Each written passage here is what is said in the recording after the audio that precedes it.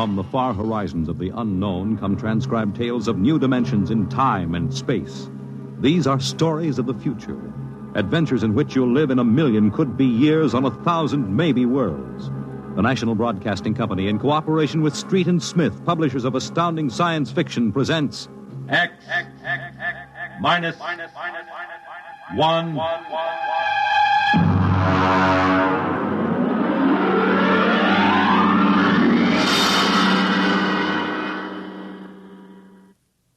Tonight's story, Nightfall, by Isaac Asimov.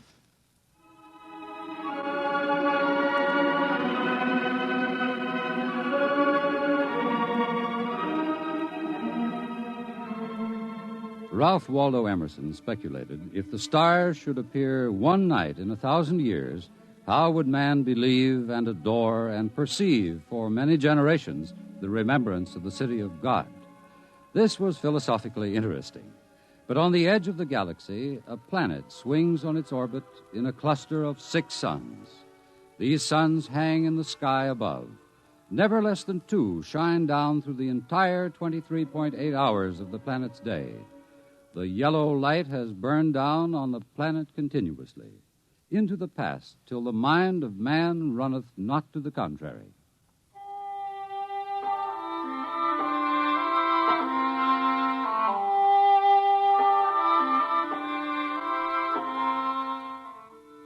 Theremin was a reporter for the Saro City Chronicle. He covered them all, from the night police beat to politics to the sports pages, and the city editor wanted him to cover the biggest story of the year, perhaps of all time. It was an interview, a particularly difficult interview. But then, since his first days as a cub, Theremin had specialized in difficult interviews. It cost him bruises, black eyes, and broken bones, but it had gotten him an ample supply of coolness and self-confidence. He didn't expect violence, though, from an astronomer. You're from that newspaper? Well, you got a lot of gall coming here. Well, now, look, Dr. Aton, it's only a job. I've read your paper. You've been writing this observatory for 2 months now. You've attacked me personally. I have nothing to say to you. Well, this is your chance to get your side into the paper. Look, Dr. Aton, I'll give it to you straight. 2 months ago, the observatory issued a press statement that the world was coming to an end. Now, that's the same story the cult of the Book of Revelations had been preaching. Now, when a scientist backs that up, it's news. Our conclusions have nothing to do with the cult. The cult is full of superstition and mysticism. We're scientists. You've got the people pretty angry. It doesn't matter. If I can't get the story from you, I'll have to go somewhere else. Go ahead. The paper can be pretty rough on someone who doesn't cooperate, Dr. Aton. Young man, if you're not out of the observatory within 5 minutes, I shall call the police. Now get out.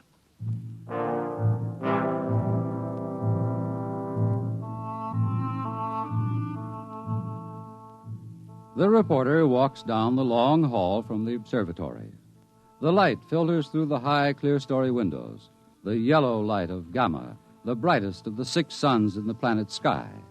Beta is almost at zenith. Its red light floods the landscape to an unusual orange. The planet's sun Alpha is at the antipodes, and now as Gamma sinks below the horizon, the red dwarf sun Beta is alone, grimly alone. It's a short drive from the observatory to Saro City, and the red light glares from the highway. The temple of the cult stands hewn from the solid rock of the Dormite Mountains outside the city, and in the inner courtyard stands Sor, the priest of the cult.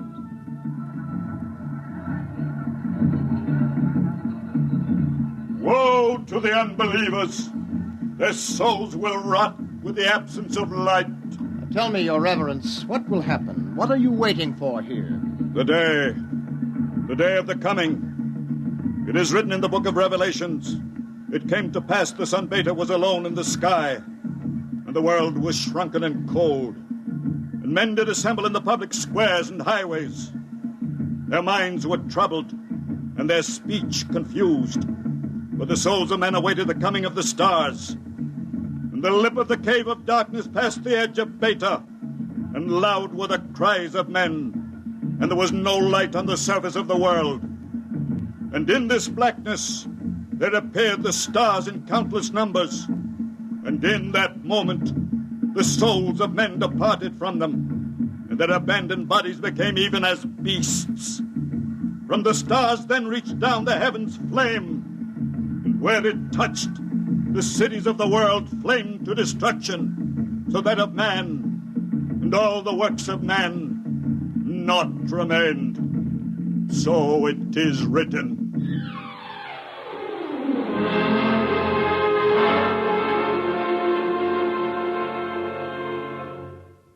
Dr. Sharon, you're the only scientist I could find in the city. Where is everybody? In the hideout. The hideout? Yes, but the place bored me. I wanted to be out here where things are getting hot. I want to see the stars the cultists are talking about. Besides, they don't want me at the hideout. I'm too scrawny to survive. What is the hideout? Well, we professors have managed to convince a few people that our prophecy of doom is valid.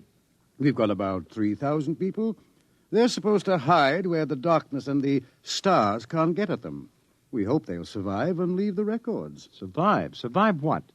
Well, how true it is, I can't say, but the cultists say that every 2,050 years, all the suns disappear, and there is a total darkness, and then they say things called stars appear.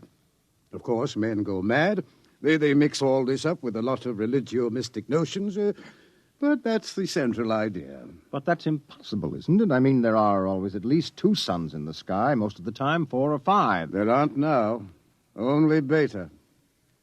You mean that there is going to be worldwide darkness tomorrow, that all mankind will go violently insane? What's behind that? Well, for one thing, the history of civilization of the world. We have located a series of cycles of civilizations comparable to our own, all of which, without exception, were destroyed by fire at the very height of their culture. But is there any scientific theory behind this which would explain it? Well, the University Observatory finished their calculations 2 months ago. And tomorrow there will be an eclipse of Beta so that the planet will become dark. That eclipse comes every 2,049 years. Darkness. And maybe those mysterious stars that no man has seen. And then madness and the end of civilization. And you expect to live through this at the hideout? They plan to photograph the eclipse and leave the records. And then the rest of mankind will know what to expect. Well, what is there in darkness to drive men mad? Have you ever experienced darkness, young man? Well, no, but I know what it is. It's just no light. Oh. Draw the curtain. Why, what for? If we had 4 or 5 suns out there, we might want to cut the light down for comfort, but with only Beta... Ah, that's the point. Just draw the curtain and then come here and sit down. All right.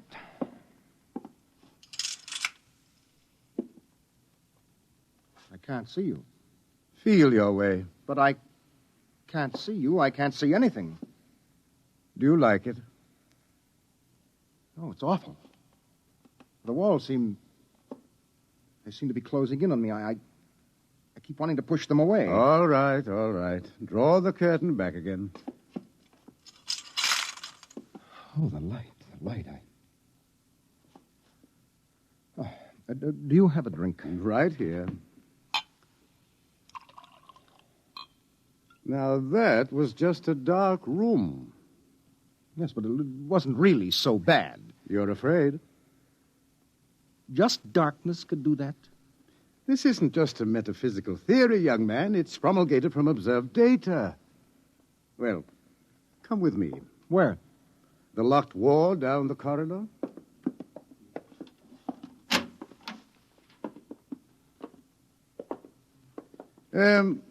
Were you at the Cerro City Centennial Exposition 2 years ago?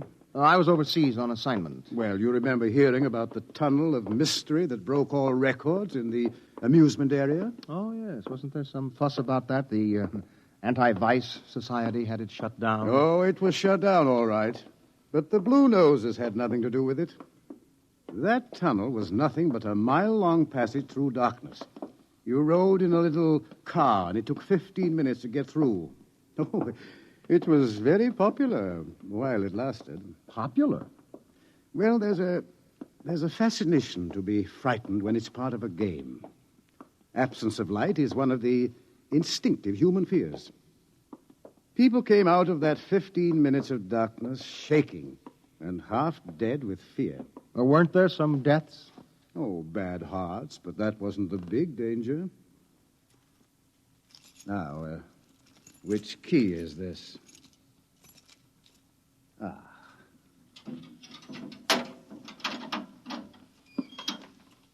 Where are we going? You'll see. No, the heart attacks were actually good for business, but there was something else. Here, I'll show you. I want you to see somebody. Latimer. Latimer. Go away. Latimer, I want you to meet somebody. This is Mr. Theremin. No, go away. Hello? He's pushing me. Make him stop pushing me. Go away. I'm not touching him. What's wrong? Latimer is afraid, aren't you? The walls. They're falling in on me. The walls. I've got to get out. I've got to get out. Let me out. You can't go out, Latimer. It's all right. I've got to get out. Let me out. Let me out. Let me out. At sleeping period, we have to give him a shot of morphine. Otherwise, he'd bat his brains against the wall. What's wrong with him? Nothing. Nothing but 15 minutes in the darkness of the tunnel of mystery. Oh, that's impossible. 1 person out of 10 came out of the tunnel that way. That's why we had it shut down. But why should darkness do that? It's obvious men cannot exist without light.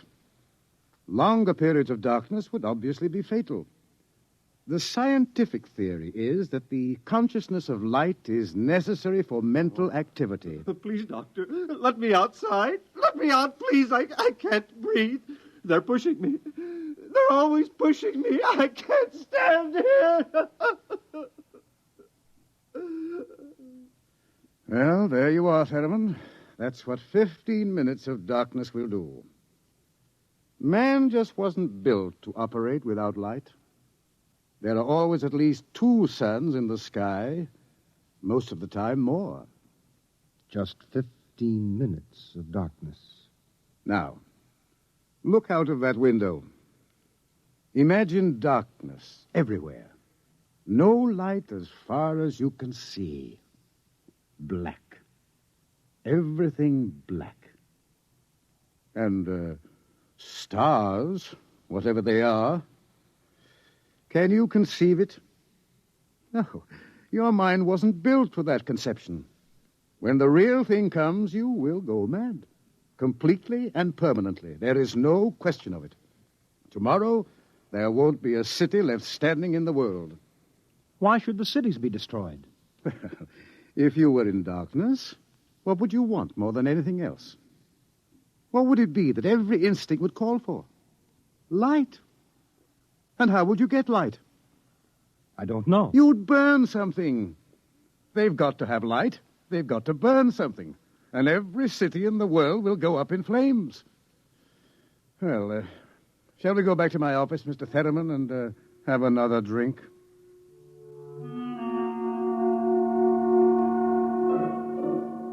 Through the skies, the red sun Beta shines alone. The wind howls across the city. It is cold, colder than man can remember. And as the hour approaches, the reporter goes out and speaks to the man in the street. Excuse me, where are you going now? Home for supper. How about, what are you going to do tonight? Oh, you mean about this star stuff? Look, I'll tell you, mister, I got nothing against religion, see? But it don't stand to reason that the end of the world is going to come boom like that. It just don't stand to reason. Have you read what the scientists say? I don't read stuff like that, only the headlines. Or how about the cult? Well, now, like I say, I've got nothing against religion. But you don't believe them either. They've always been shouting about doom and sin. Listen, when you've been around as long as I have, you get to know the score. It's all right to preach Judgment Day is coming and all that, but just the same, I'm putting money in the bank. How about darkness? About what? How would you feel if there were no light? You crazy. How could there be no light? Well, suppose all the suns went down at once. Suppose everything was black. That's crazy. What's the use of supposing something like that? It couldn't happen. It's crazy. That's all. Thank you. Sure. Oh, look, mister, remember, pallet with 2 L's?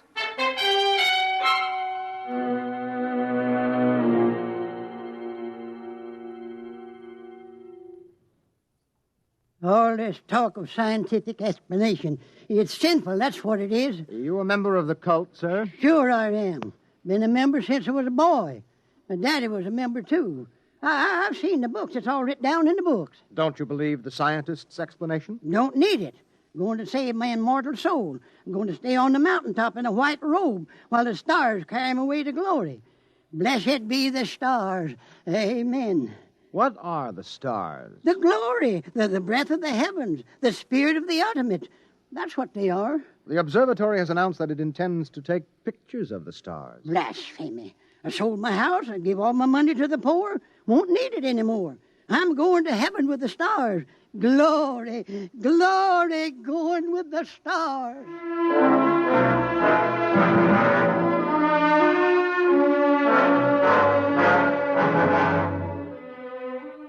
The reporter checks the stock exchange, the stores, business at a standstill. Doesn't pay to buy anything today, not if the world is going to end tomorrow. There are predictions of economic collapse in the financial section, layoffs at the factories on the edge of the city, and through the streets the people will mill and turn, unsure, crying in fear or shouting with bravado. The story isn't here in the city, and so as the hour approaches, the reporter goes again to the observatory, high in the hills. Look, Dr. Aton, if you are right, if the world is going to be destroyed, what is the difference if I stay here and observe and take notes? Nothing, I suppose. You will be in the way. We have work to do. If I stay out of the way. Hello, hello. Oh, this place is like a morgue. It's freezing outside. The wind is enough to hang icicles on your nose. Beta doesn't seem to give any heat at all, the distance it is. Why aren't you in the hideout, Sharon? Me? I'm part of the race that isn't worth perpetuating. Who's got a bottle? There'll be no alcohol today. Be too easy to get my men drunk. I can't afford to tempt them. All right, Thurman, you can stay. Time we took our positions, the observatory dome is up these stairs. After you. Ah! What is that? Up in the dome, quick! What is it? It's the plates. The photographic plates, they're all smashed. There he is. A cultist. He's going for the telescope. After him. All right, I've got him. Let go. No. Let go. Must be destroyed. It must be. It's all right. He didn't harm anything. Let him up. Well, that's the high priest. I was talking to him yesterday. All right. What do you want? Nothing that you would give me of your own free will. I made a bargain with the cult to give me certain data that you had. In return, I promised to prove the essential truth of the creed. There was no need to prove that. It stands proven by the Book of Revelations. I offered scientific backing for you believers. You made of the darkness and the stars a natural phenomenon and removed all its real significance. That was blasphemy. The facts exist. Your facts are a fraud and a delusion. How do you know? I know. I suppose you think in trying to warn the world against the menace of madness, we are placing souls in jeopardy, huh? Well, we haven't succeeded, if that makes you feel better. Your devilish instruments must be destroyed.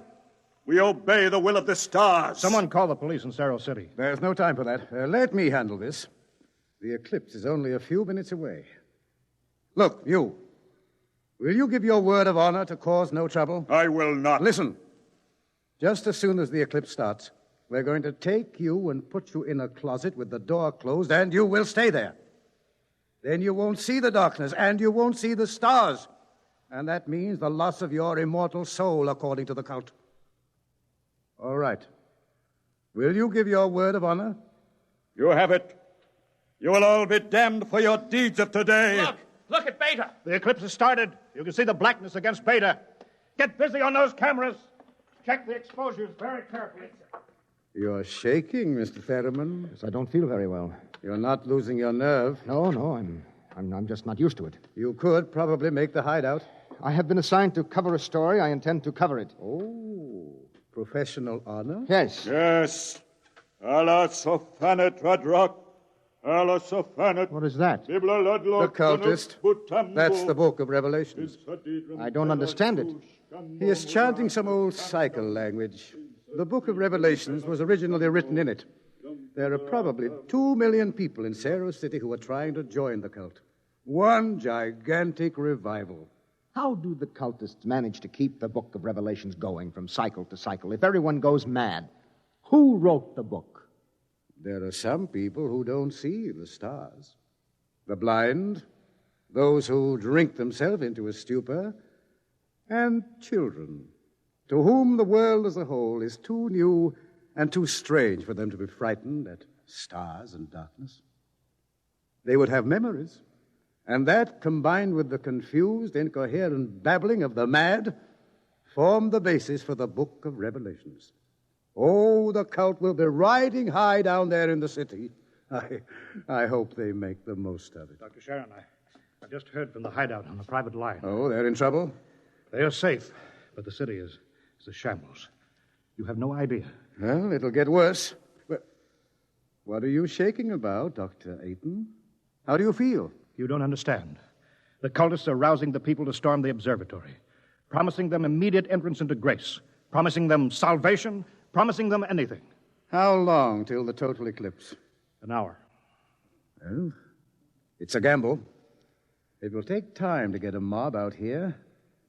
If the darkness comes first, we're all right. Oh, look at Beta. It's cut in half. Half of it is black. Yes, it's getting darker. An interesting phenomenon.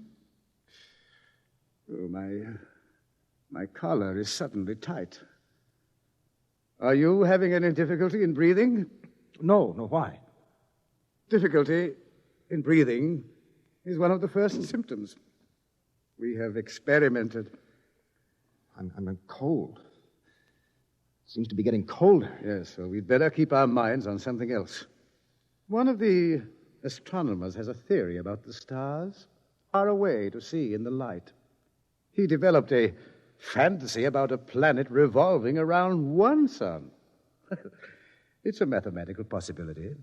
Of course, there couldn't be any life. Part of the planet would always be dark and without light. Well, it's obvious. Without light, there can't be any life. It's time for the artificial light. We can't read the instruments. Artificial light? One of the researchers at the university worked it out. Why, it's beautiful. Yellow light. After 4 hours of red. It's beautiful. Light. Light.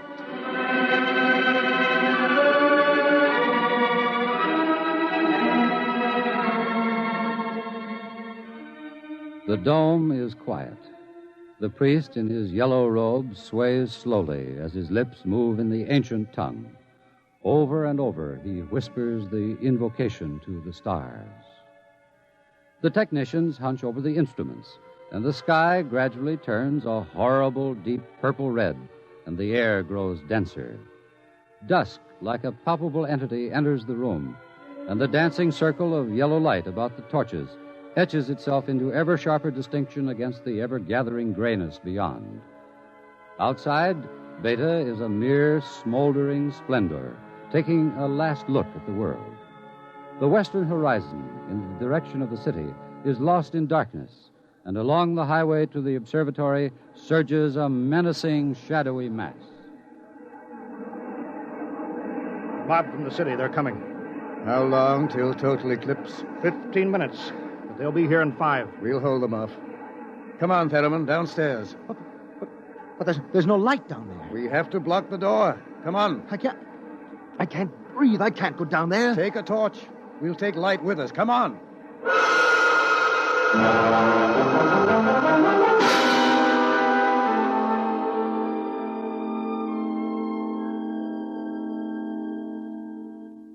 Ayton. I'm here. Did you bar the door? They won't get in. All right, now, everybody. 1 minute till totality. 1 minute. Just before totality, I'm changing the plate. That will leave one of you for each camera. You know all about times of exposure. Now, remember, don't try to look for good shots. And if you feel yourself going, get away from the camera. It's dark. It's getting dark. Sharon, where are you? I can't see you, Sharon. I'm right here. 30 seconds. Look out. The priest. I can't see him. And the wicked shall perish, and the souls of the true believers shall be transported in glory to the stars. You can see him against the torch. Don't let him get to the From telescope. the stars there reached down a heavenly flame, and where it touched the cities of the world, flame to utter destruction. Grab him! You shall not Grab him! blaspheme, The world must be destroyed by the stars. It must be. Let me go. I'll take care of him. Stars. The stars.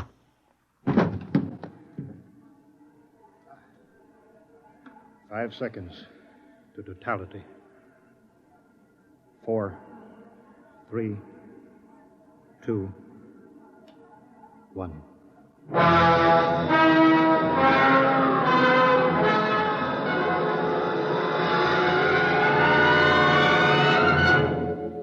The sky is black, and through it shine the stars.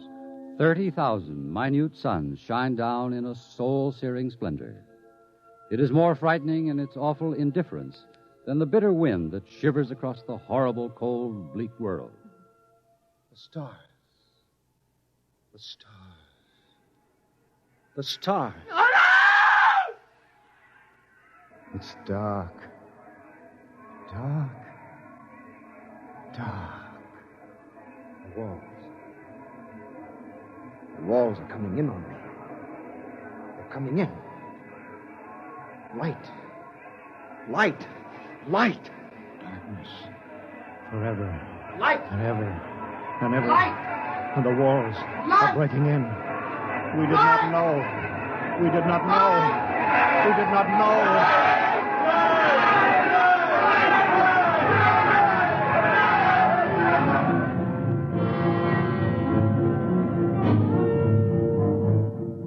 On the horizon, in the direction of the city, a crimson glow begins growing. 1,000 fires strengthen in brightness that is not the glow of the sun. 1,000,000 fires, as a world mad in the darkness screams in terror for the light. The night has come again.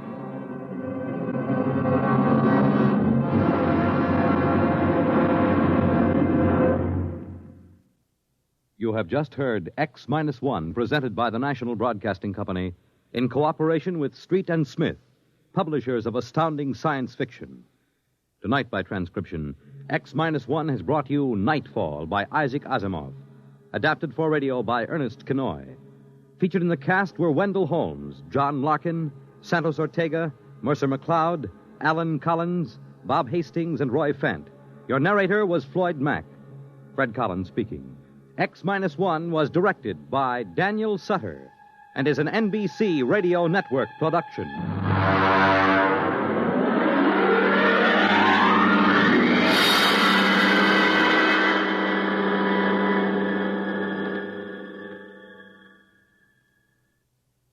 It's groomed for your interests. Weekday NBC Radio.